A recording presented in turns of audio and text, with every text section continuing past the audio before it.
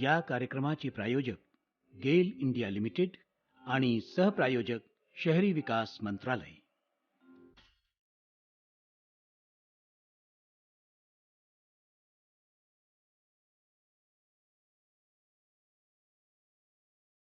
Miles MIT college of management यांच्या project and construction management विभागातर्फे पुण्यामध्ये नुकत्याच पार पडलेल्या इनसाइट 16 या नॅशनल लेव्हल फ्युचरिस्टिक टेकीज परिषदेचा दुसरा दिवस अतिशय उत्साहात आणि मनोरंजक पद्धतीने पार पडला. स्वामी विवेकानंद सभागृहात भरवलेल्या या परिषदेच्या दुसऱ्या दिवसाची सुरुवात नेहमीप्रमाणे परमेश्वराच्या स्मरणानं प्रार्थनेनं करण्यात आली.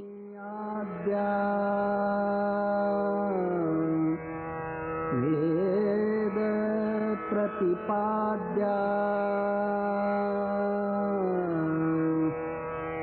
जय जय स्वसंवेद्या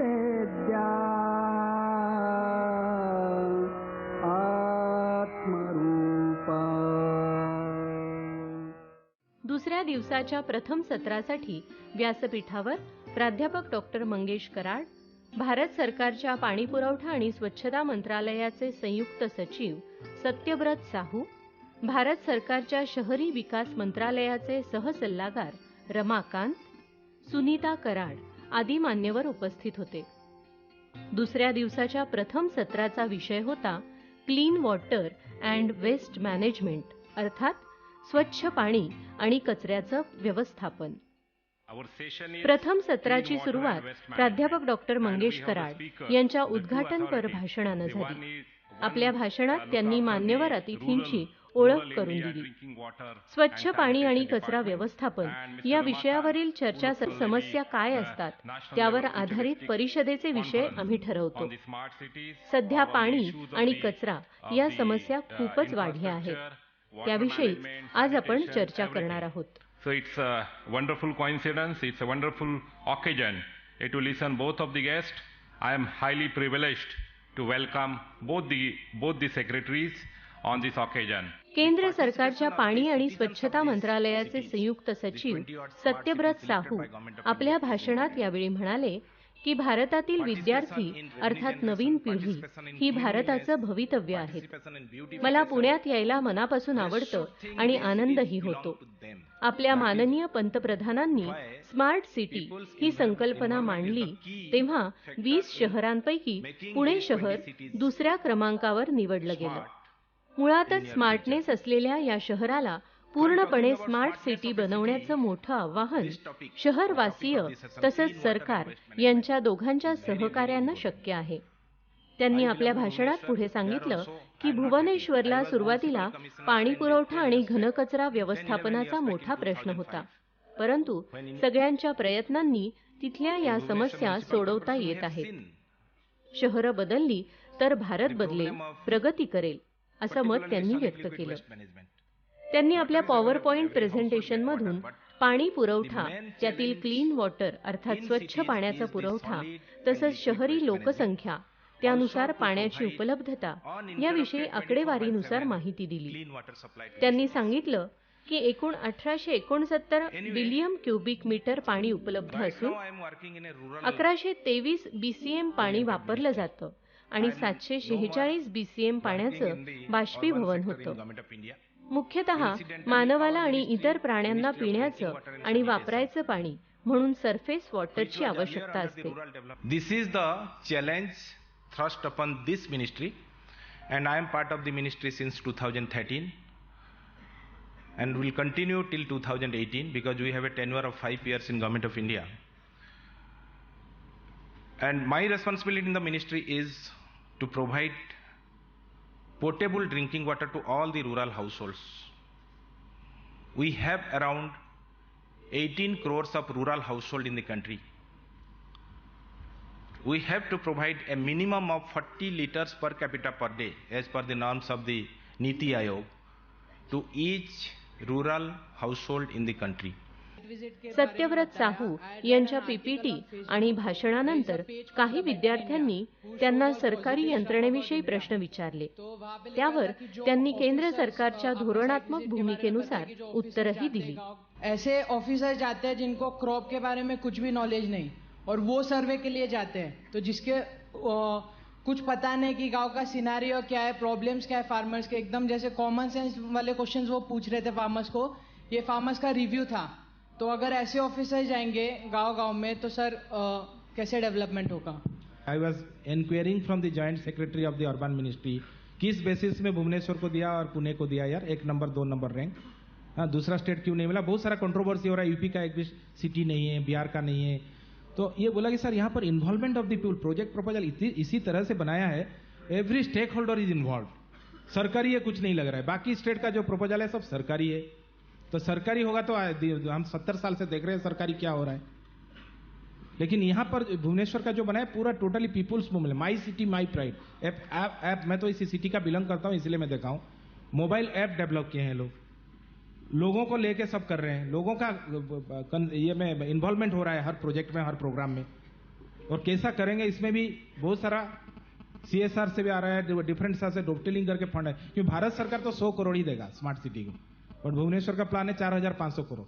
तो they are tying up with other sources, involvement of all the stakeholders. That is the beauty of the city plan, जो कि दूसरा सिटी नहीं किया है. पुणे में भी ऐसा ही क्या होगा, इसलिए पुणे को 2 नंबर रैंक मिला है. बट माई पॉइंट कि जहां पर सरकारी सिस्टम में चलेगा, सरकार का कोई अफसर जाएगा, BDO जाएगा और विलेज लेवल वर्कर जाएगा कि जूनियर इंजीनियर जाएगा, इसमें काम नहीं होगा. डॉक्टर रमाकांत यांनी आपल्या भाषणात स्वच्छ भारत मिशन याविषयी आठवण करून दिली. 2 ऑक्टोबर 2014ला माननीय पंतप्रधानांनी ही योजना रुजवली. त्यातील महत्त्वाचे घटक म्हणजे पाणी व्यवस्थापन आणि घनकचऱ्याचं व्यवस्थापन. या घनकचरा व्यवस्थापनात शेती, बांधकाम, रस्ते सफाई, औद्योगिक कचरा, जैविक कचरा या सर्व विभागातील कचऱ्याचं योग्य व्यवस्थापन किती महत्त्वाचं आहे यावर त्यांनी आपल्या पीपीटी प्रेझेंटेशनमध्ये भर दिला. सर्व ठिकाणचा कचरा गोळा करतानाच त्याची योग्य पद्धतीनं अर्थात ओला आणि सुका कचरा वेगळा काढून विभागणी करणं हे वेळ खाणारं काम असतं.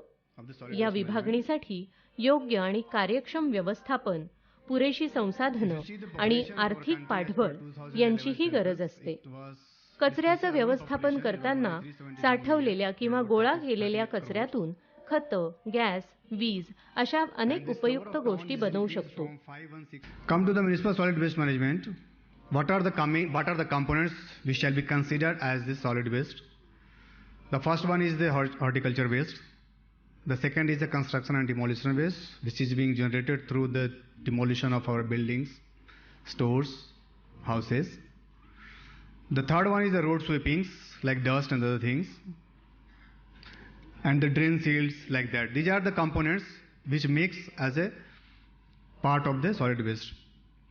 आपल्या भाषणाच्या शेवटी त्यांनी कचरा व्यवस्थापनावर आधारित चित्रफीत दाखवली.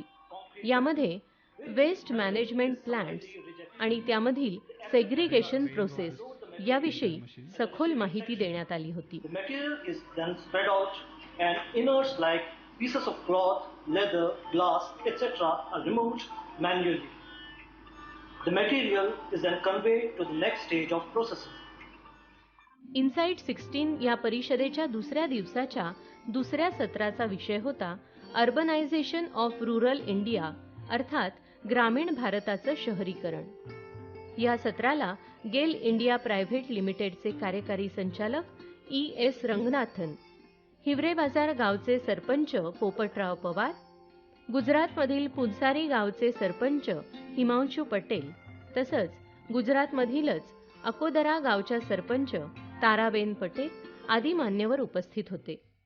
दुसऱ्या सत्रासाठी मान्यवरांमधील अहमदनगर जिल्ह्यातील हिवरे बाजार गावचे सरपंच पोपटराव पवार यांनी आपल्या खुमासदार शैलीतून आपली मतं मांडली. आपल्या भाषणात त्यांनी स्वतःच्या गावाची 1989 सालची परिस्थिती सुरुवातीला सांगितली. लीडरशिप पंचायत की निर्णय ग्राम सभा से और कन्वर्जन है. केंद्र और राज्य सरकारों की जो भी स्कीम्स है बस उसको जोड़ दिया, लेकिन 100% भागीदारी लोगों की उसमें. लोगों की सहभागिता और इसके कारण स्पेशल फंडिंग नहीं, फॉरेन फंडिंग नहीं, कारपोरेट फंडिंग नहीं, विधायक या सांसद फंडिंग नहीं या मिनिस्टर फंडिंग नहीं, जो भी हमारे देश के हर पंचायत और गांव को मिलेगा उसी राशि से प्लान हमने किया। अगर 1 लाख सरकार देगी तो 1,25,000 रुपए का काम हम लोगों ने किया। पोपटराव पवारांच्या या उद्बोधक भाषणानंतर प्रमुख अतिथी बाबुल सुप्रियो यांचं आगमन झालं. गेल इंडिया लिमिटेडचे कार्यकारी संचालक E.S. रंगनाथन यांनी आपल्या भाषणात आपल्या कंपनीच्या कामाविषयी आणि उद्दिष्टांविषयी माहिती दिली. त्यांनी सांगितलं की ग्राउंड पाईपलाईन्स अर्थात जमिनीतून गॅस पाईपलाईन्स टाकणं हे कंपनीचं महत्त्वाचं काम आहे. केंद्र सरकारच्या मदतीनं हे काम गावागावांमधून आणि शहरांमधूनही आम्ही करतो.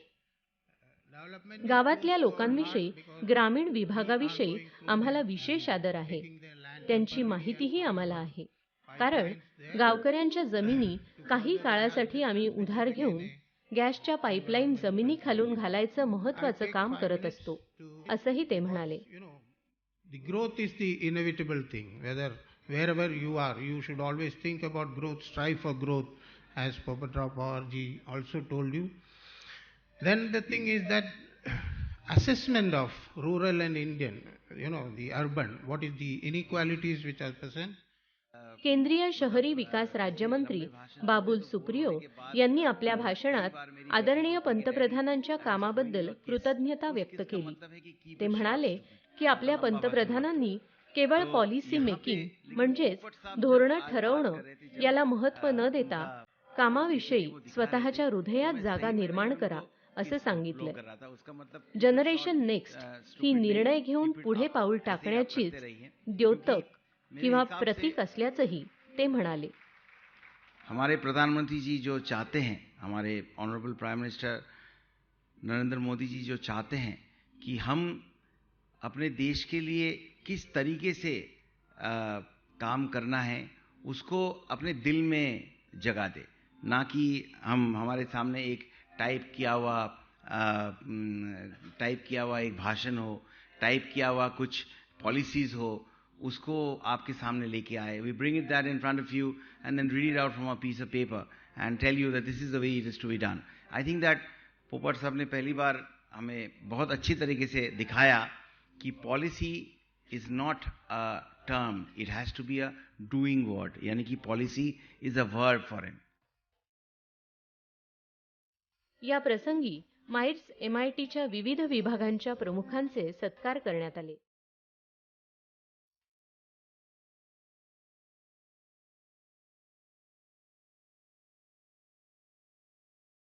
त्याचप्रमाणे उपस्थित मान्यवरांनी या परिषदेतील प्रदर्शनाच्या विजेत्या विद्यार्थ्यांचं पारितोषिक देऊन कौतुक केलं. गुजरातमधील अकोदरा हे डिजिटल विलेज कसं झालं याविषयीची चित्रफीत या सत्रात दाखवली. घर बैठे बैठे ही मुझको दुनिया का हर कोना घुमा. इस चीज का कितना किराया, किस बीज का कितना दाम, पता है मुझको किस विभाग ने दी है कितनी ग्रांट, जिरे भाई दी है कितनी ग्रांट. या अकोदरा गावच्या सरपंचा ताराबेन पटेल यांनी यावेळी गावाचा कायापालट कसा झाला ते समजावून सांगितलं. कॅश पेमेंटऐवजी बँक अकाउंट पेमेंट कसं होतं, मुलं किंवा विद्यार्थी LCD वरून दुसऱ्या गावी न जाताही याच गावात कसे शिकतात याविषयी कौतुकानं आणि भरभरून त्यांनी सांगितलं. सीधे बैंक खाता में जमे होते, जिसके वजह से गांव के लोगों की बचत आदत बदली है, उनकी बचत में बढ़ाई हुई है. पहले लोगों के कैश दिया जाता था तो खर्च हो जाता था, लेकिन अब बैंक अकाउंट में बचत की तौर पे पड़ा रहता है. स्मार्ट सिटी तसंच स्मार्ट विलेज म्हणून ओळखलं जाणारं गुजरातमधील साबरकांठा जिल्ह्यातील पुंसारी गावचे सरपंच हिमांशु पटेल यांनी यावेळी आपल्या गावाच्या विकासाची चित्रफीत दाखवली. किसी किसी खंबे पर लाउड स्पीकर लगा है, CCTV कैमरा भी नजर आ रहा है. किसी गांव की पृष्ठभूमि में ये सब हमारे लिए नया सा है। आइए गांव का एक नजारा कुछ ऊंचाई से लेते हैं। लगभग 6000 की आबादी वाला ये गांव काफी व्यवस्थित नजर आ रहा है।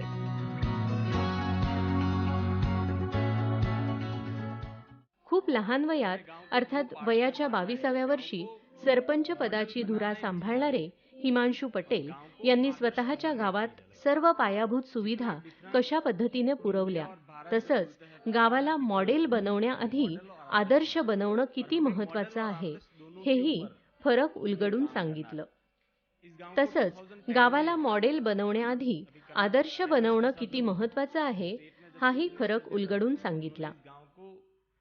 गुजरात का स्टेट का मॉडल विलेज डिक्लेयर किया था और रिसेंटली जब आदर्श गांव योजना बनी, जब पोपट भाई साहब यहाँ से अभी निकले तो 3 गांव जो सिलेक्ट हुए हैं पूरे ऑल ओवर इंडिया में, उनमें हिवड़े बाजार, पुंसरी और गंगा देवी पल्ली तीनों आदर्शता के ऊपर भी काम कर रहे हैं। दोस्तों, इस गांव में जो वीडियो में देखा सारी बेसिक फैसिलिटी हमने प्रोवाइड की। 100% drainage, 100% toilet, 100% street light, 100% approach road. Basic इस गांव में 6000 पॉपुलेशन है और 23 डिफरेंट कम्युनिटी है। 1 to 8 की 5 primary school, anganwadi, health centre, outpost, post office, सारी फैसिलिटी कैसे गांव में हो, लोग माइग्रेट होके गांव से कैसे बाहर न जाए, उनके ऊपर भी फोकस किया। दुसऱ्या सत्राच्या शेवटी MITचा माजी विद्यार्थी सारंग देवी यानं स्वतःच्या नवीन फिल्ट्रेशन मेम्ब्रेन्स विषयी सखोल माहिती दिली। आपल्या भाषणात पिण्याचं पाणी शुद्ध असणं कसं गरजेचं आहे, त्यातील जंतू, विषाणू घालवणं किती गरजेचं आहे हे त्याने सांगितलं। Very happy to mention some of the application based products which we have evolved over last 10 to 12 years. दुसऱ्या दिवशी तिसऱ्या सत्रामध्ये व्यासपीठावर सेप्ट विद्यापीठाचे सहसंचालक प्राध्यापक डॉक्टर HM शिवानंद स्वामी, मुंबई इंटरनॅशनल एअरपोर्टचे संचालक चारुदत्त देशमुख, NHAIचे प्रकल्प व्यवस्थापक वसंत पांढरकर आदी मान्यवर उपस्थित होते। या सत्राचा विषय होता स्मार्ट मोबिलिटी। आपल्या मनोगतात डॉक्टर स्वामी म्हणाले की मला तांत्रिक गोष्टींपेक्षाही लोकांच्या मानसिकतेविषयी, त्यांच्या विचारातील बदलांविषयी बोलायचंय। मोबिलिटी जतन करता येणं सहजपणे शक्य असतं जर लोकांची मानसिकता दूरदर्शी असेल तर।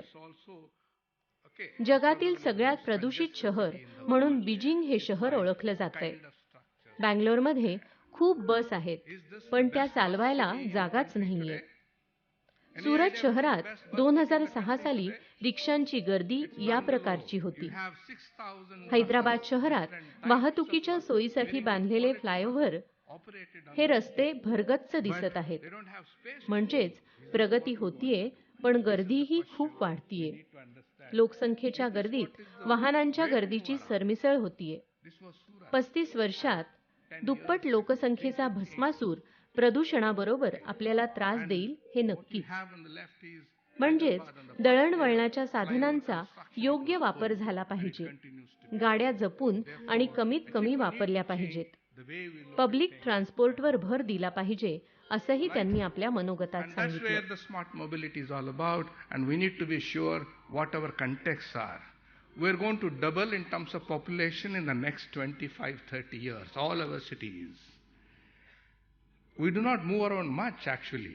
Per person mobility in US cities is about 3, and we only move about less than 1 per capita per day. Therefore, even mobility is going to go up much more than what we anticipate.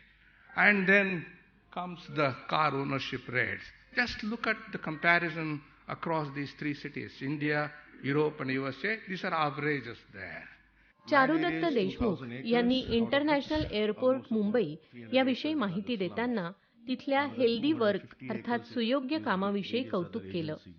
Mumbai एअरपोर्टसाठी 8 वर्षांनंतर 13,000 कोटी रुपये गुंतवण्यात आले आहेत। जमिनीसाठी प्रयत्नही खूप करावे लागले होते, कारण मुंबईच्या गर्दीत एअरपोर्टसाठी जमीन एकसंध मिळवणं आणि ती देखील सुरक्षिततेच्या दृष्टीनं योग्य अशी जमीन मिळवणं हे खूप किचकट काम होतं असंही ते म्हणाले। आतापर्यंत भारतात झालेल्या कामांविषयी टीका न करता नवीन पिढीनं दूरदर्शी वृत्तीनं प्रगती करावी असं ते आपल्या मनोगतात म्हणाले. And created a capacity for Mumbai which will last us well into the next decade, well beyond the numerous delays that we have seen in the implementation of the next project of airport project of Mumbai, that is now Mumbai Airport. NHAIचे प्रकल्प व्यवस्थापक वसंत पांढरकर यांनी national हायवेबद्दल माहिती दिली. सरकारच्या रस्ता वाहतूक योजनेत 2 लेन्सचे 4 लेन किंवा 4 लेन्सचे 6 ते 8 लेन्सचे रस्ते बनवणं हे उद्दिष्ट आहे. नवीन तंत्रज्ञानाच्या मदतीनं हायवे बनवणं तसंच ते जतन करणं गरजेचं आहे. यासाठी अतोनात खर्च होत असतो. तो केवळ सरकार देऊ शकत नाही. यासाठी वाहन चालकांकडून वसूल केला जाणारा टोल महत्त्वाचा असतो. जणू हा खारीचाच वाटा असतो. त्यामुळे अर्थव्यवस्थेवर बोजा पडत नाही आणि प्रवाशांनाही रस्ते जपून वापरण्याची स्वतःची जबाबदारी समजते. लेन वापरात कार्डनुसार लेनचा क्लास ठरवणं तसंच तो जतन करणं ही नवीन पद्धतीही त्यांनी आपल्या प्रेझेंटेशनमध्ये समजावून दिली. Collect the toll taxes from the road users and then credit it into the accounts of the concessionaire, and one is the NHAI who is controlling all these. Savita Karad यांनी दुसऱ्या दिवशीच्या सर्व मान्यवरांचे पाहुण्यांचे त्यांनी दिलेल्या मोलाच्या मार्गदर्शनासाठी मनापासून आभार मानले. Inside 16 this year we have selected this theme of smart city. When we have selected this theme of smart city, the question was in front of us, what is to be covered up in that? So we followed the roadmap which is given by our Prime Minister Narendra Modi ji. या प्रदर्शनामध्ये वेगवेगळी बांधकामाची साधनं, तंत्रज्ञान, mobility याविषयी शिक्षकांनी माहिती दिली. विद्यार्थ्यांनी या प्रदर्शनात उत्साहानं सहभाग घेतला. काहींनी कृतज्ञताही व्यक्त केली.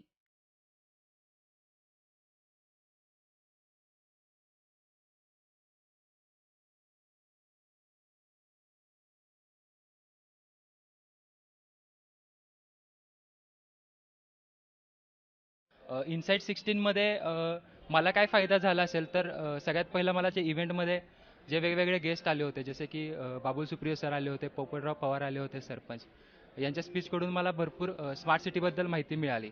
तसेच एक्झिबिशनमध्ये आल्यामुळे मला जयकुमारजी जी कंपनी आलेली आहे त्यांनी वेगवेगळे जे बूम प्लेसर वगैरे जे इन्स्ट्रुमेंट्स आणलेले आहेत त्याबद्दल माहिती मिळाली. पण एक नवीन टेक्निक डिझाईन केली, त्याला म्हणतात नाव मीटर, ज्याच्यामध्ये आपण काय केलं आहे, एक लेझर लाईट यूज केलेला आहे. सेमी कंडक्टर लेझर लाईट आहे आणि एक फोटोसेल आहे, ज्याच्यामध्ये लेझर लाईट हॉरिझॉन्टल डायरेक्शन येतो आणि डिटेक्टरवर पडतो.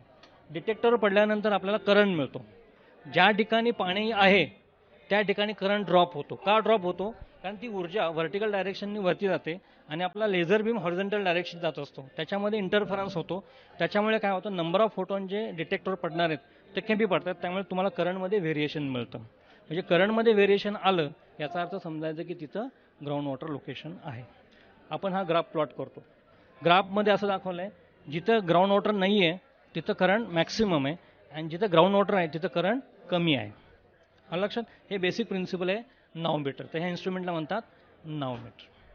थोडक्यात इनसाइड 16 ही परिषद त्यातील माहिती, नवीन तंत्रज्ञानाची ओळख, पुणे शहराला आणि इतर शहरांनाही स्मार्ट सिटी बनवून पर्यायाने भारताला स्मार्ट कंट्री बनवण्यासाठी मार्गदर्शक ठरेल असं नक्कीच वाटलं.